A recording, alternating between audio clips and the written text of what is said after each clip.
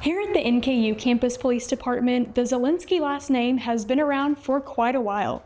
Sergeant Greg Zelensky started at NKUPD as an officer in 1997, and he just retired earlier this summer. Now his son Corey is continuing on the legacy by becoming an officer as well.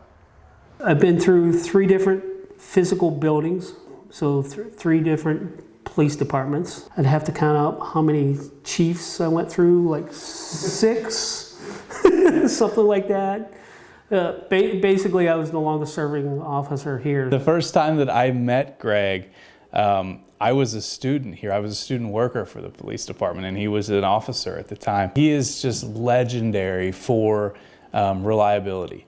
Like, over the course of 27 years, if he called in, probably not 5 times. You know, it's one thing to be a great officer, it's one thing to be a great dependable teammate, it's another thing to be sort of just a good person, you know, a good husband, a good father. I was a band geek in high school. I really loved music. I still love music.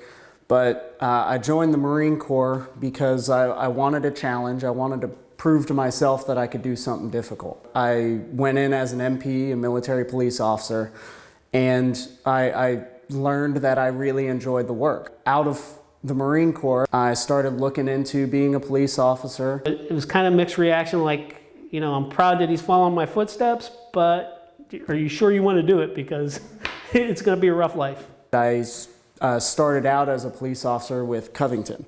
And so I was there for about a year. After Covington, I was recommended to work with a smaller agency. I could focus a little bit more on just getting better overall as a police officer. Once it sort of worked out the way it did and we found out that he was looking, you know, I was very interested in getting him in to talk to him and kind of see if it would work out, and it did, fortunately. It's incredible that a Zelensky has been here since 1997, you know. Serving and keeping the community safe. That's just incredible to me.